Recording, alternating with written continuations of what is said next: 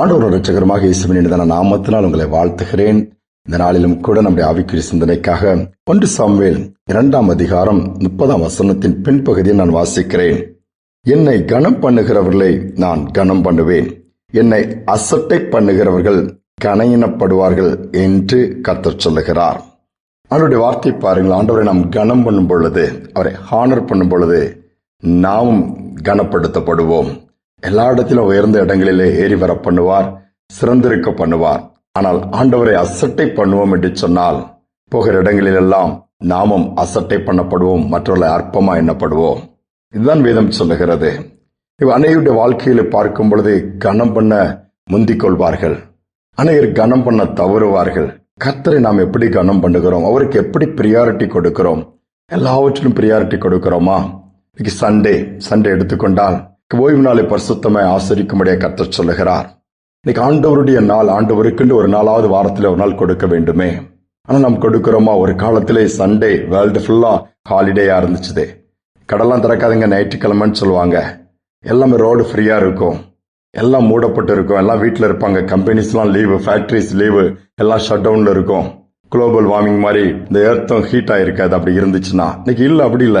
24 மணி நேரம் around the clock factory run ஆகுது, கடைகள் திறந்திருக்குது, எங்க பார்த்தாலும் கூட்டங்கள். அது ஞாயிற்றுக்கிழமையில தான் இன்னைக்கு எல்லாம் ஷாப்பிங், எல்லாம் மால் எல்லாம் திறந்து ஜனங்க மற்ற நாட்களை காட்டலாம் தான் பிஸியா இருக்காங்க. ரோடெல்லாம் டிராபிக்கா இருக்கிறத பார்க்க முடியுது, பட்டணங்களில் இதை பார்க்க முடியும்.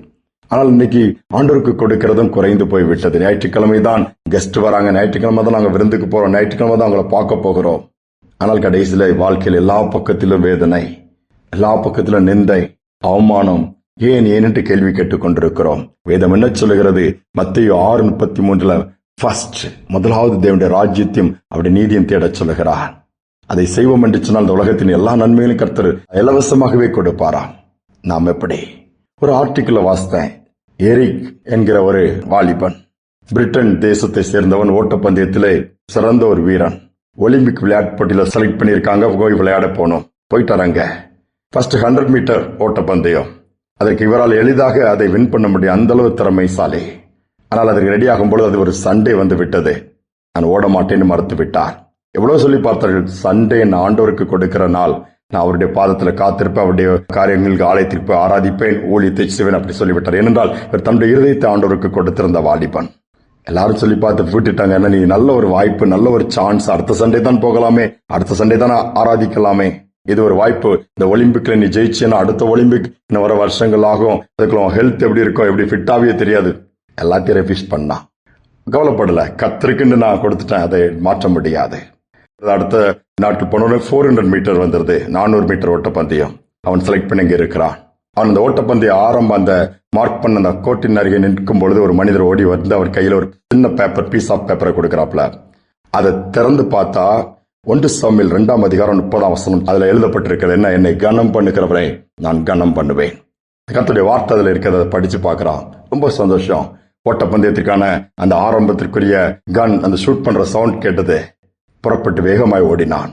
ஓட்டப்பந்தயத்தை முடித்து கோல்டு மெடல் வாங்கினோம், வேர்ல்டு ரெக்கார்ட் பண்ணாப்ல. யோசித்து பாருங்க, கர்த்தர் கனப்படுத்தினா. அந்த அளவு நம்முடைய தேவன் பெரியவர்.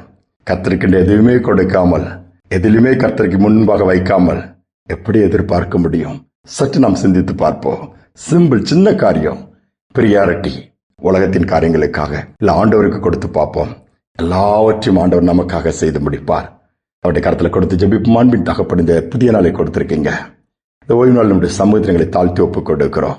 நாட்களும் காலங்களும் வேகமாய் ஓடிக்கொண்டிருக்கிற மனிதன் ஒரு மிஷினை போலதான் இயங்கிக் கொண்டிருக்கிறான். வேலை, வீடு, அது இதுன்னு சொல்லி எல்லாவற்றிலும் என்கேஜா இருக்கிற அந்த நாட்கள்ல அதெல்லாம் ஓரம் கட்டிட்டு நம்முடைய சமூகத்துல காத்திருக்க, அதுதானே நீர் அவசியம் என்று சொல்லி மார்த்தாள் மரியாதை பார்க்கும்போது அங்கு சொன்ன தேவையான ஒன்று நம்முடைய பாதத்தில் இருக்கிற அந்த காரியம், நல்ல பங்கு எல்லாரும் பெற்றுக்கொள்ள உதவி செய்யும்.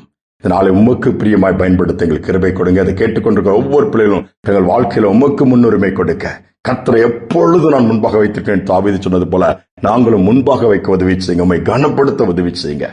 அந்த கிருபை கொடுத்து இதை கேட்கிற ஒவ்வொருவரையும் நீர் கனப்படுத்த போவதற்காக ஸ்தோத்திரம் தாழ்த்தி ஒப்புக் கொடுக்கிறேன். துதி கனமை ஏற்றுக்கொள்ளும் இயேசுவின் நாமத்தில் பிதாவே, ஆமேன், ஆமேன்.